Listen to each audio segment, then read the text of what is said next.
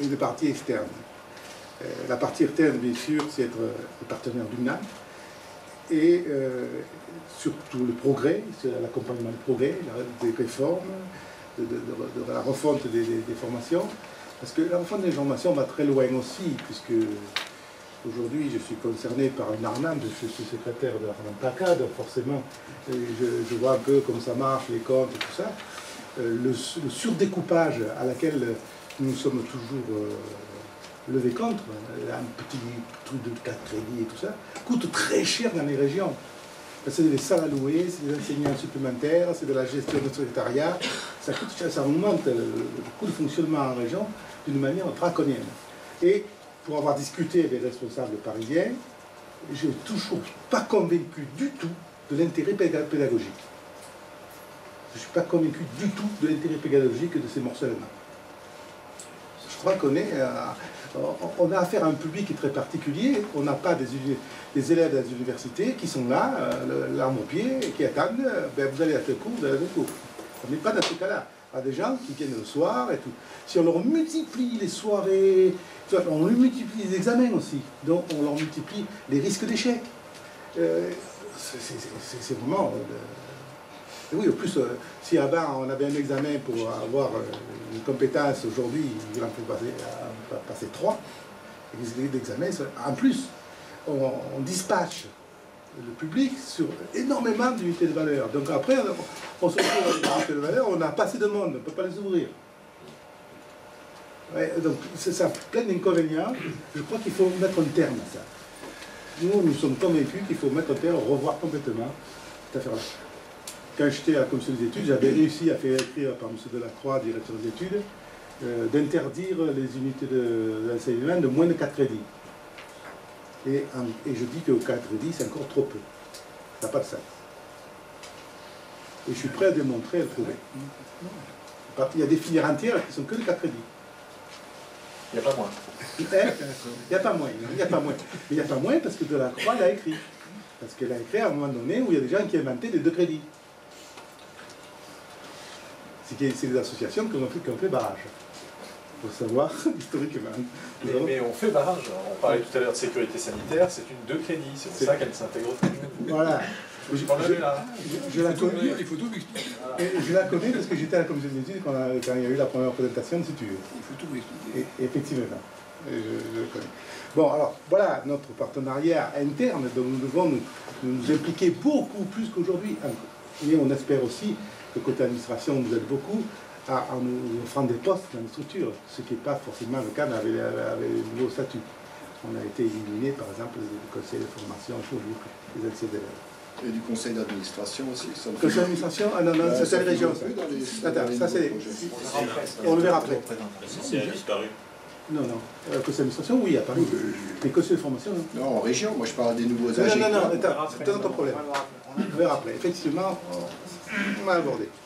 C'est un autre problème. Donc effectivement, si on n'est pas, on ne siège plus comme auparavant, c'est le cas dans le conseil de formation, on ne peut plus apporter ça. Mais vous avez été sorti de conseil de formation? Oui. Il n'y a pas de poste de élèves dans le conseil de formation. Oui. J'ai un exemplaire ici. Non, mais je n'ai pas tout par cœur. Je sais bien. On a des sorties. Bon, c'est dommage parce qu'effectivement, vous voyez, nous avons quand même un rôle. À notre avis, on peut pas avoir un système qui marche à boucle ouverte. À un moment donné, il faut beaucoup de retours pour stabiliser le système. Et nous sommes naturellement à boucle de retour. Excusez-moi, est-ce que vous parlez un petit peu plus fort? Oui. Parce qu'au fond, non. D'accord. D'accord. Merci. Je vais parler plus fort. Donc, je répète, donc, le système ne peut pas marcher à boucle ouverte. Forcément, il faut à un moment donné qu'on ait une boucle de retour pour stabiliser le système. Un bon automaticien, c'est ça. Et nous sommes cette boucle de retour. Encore que, nous sommes écoutés. La preuve, quand vous nous recevez, vous nous écoutez, et ça marche. Mais institutionnellement, aujourd'hui, on a plutôt été mis dehors qu'intégrés. Oui, les anciens élèves, oui. C'est les élèves qui ont été montés en puissance? Non, non, les élèves, ils ont eu leur poste Ils ont eu aussi une diminution. Il y a une diminution aussi. De 6, c'est passé à 2.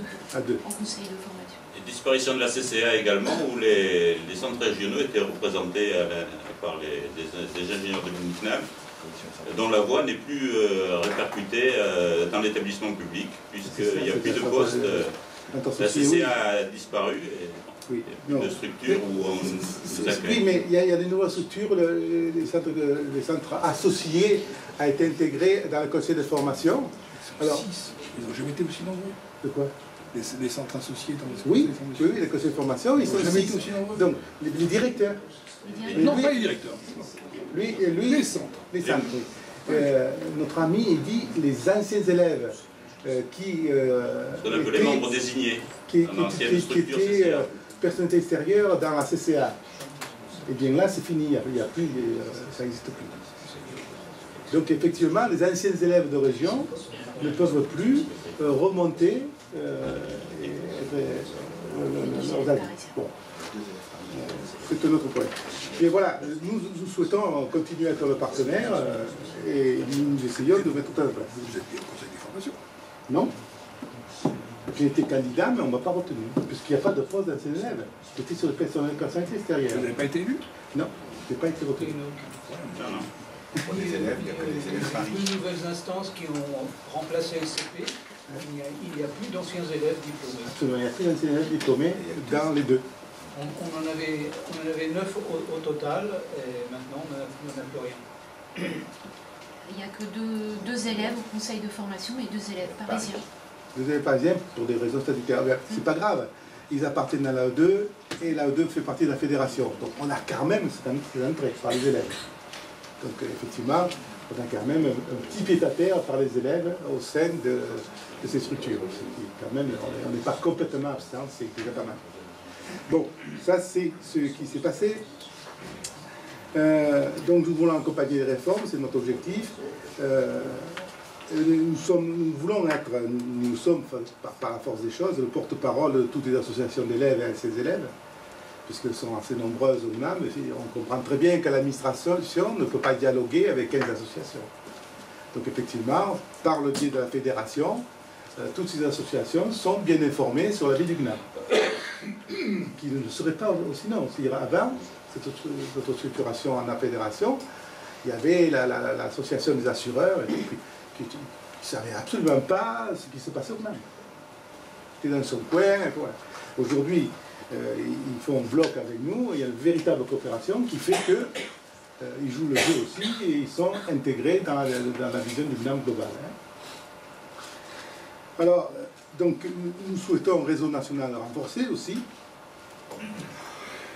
On l'a abordé. Alors, le réseau national, justement, on peut faire un petit aparté sur les futurs statuts, le projet type de statut des régions, des associations de gestion, où effectivement ont disparu les représentants des élèves et des élèves. Ah si, dans le projet, hein. Oui, le projet l'ancien. Alors, il est dit dans la formation quand même que après ça se négocie en région.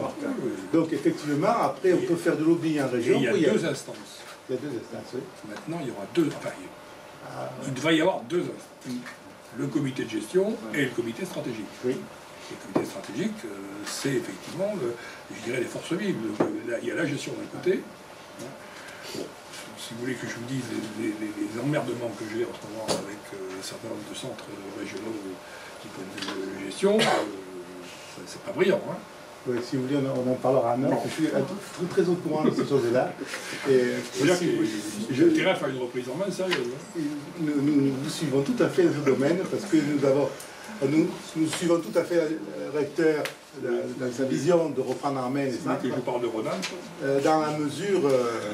On sait. Dans la mesure où effectivement, nous avons constaté depuis longtemps beaucoup d'errements dans certaines régions. Constamment. Bon. Et Auvergne. Et je vous assure, monsieur le Forestier, vous ne savez pas tout. Ça ne marche pas. Vous savez, j'ai fait mes vœux cette année. Les vœux que j'ai prononcés au début de l'année 2010, c'était de faire en sorte qu'au cours de l'année 2010, je ne découvre plus rien au FNAM. Mal parti. C'est très mal parti. J'ai déjà découvert beaucoup de choses depuis le collège. C'est pas fini, hein. À un point tel que je ne vais pas recommencer vœu 2011, je ne prononcerai pas la phrase. Peut-être que ça se réglera en 2011. Bon, alors, pour continuer et terminer par notre stratégie de développement de la fédération, c'est aussi une vision externe, c'est-à-dire être le partenaire socio-économique global avec le CNAM et représenter aussi le CNAM à l'extérieur, à l'image du noir. C'est notre travail aussi. Et donc là, nous ouvrons dans ce domaine, bon, par des conférences et tout ça, développer la notion de réseau professionnel. Donc vous savez que c'est quelque chose que nous animons le mieux que l'on peut là-dessus. Faire des grandes conférences internationales, amener des grandes personnalités au CNAM. Par exemple, au mois de juin l'an passé, nous avons amené M. Busquin faire une conférence sur la nouvelle constitution européenne, qui est M. Busquin, qui est un ancien commissaire de la recherche à Bruxelles, et un ancien ministre de la Belge.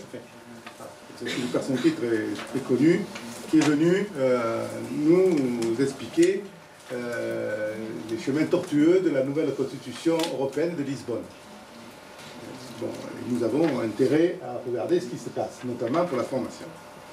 Et puis aussi représenter et œuvrer pour le CNAM. Et actuellement, une des actions que nous menons, c'est que nous représentons le CNAM dans la création d'une fondation, que vous avez parlé, qui est le développement de la recherche sur l'évolution du cerveau de l'enfant, avec l'hôpital Robert Debré.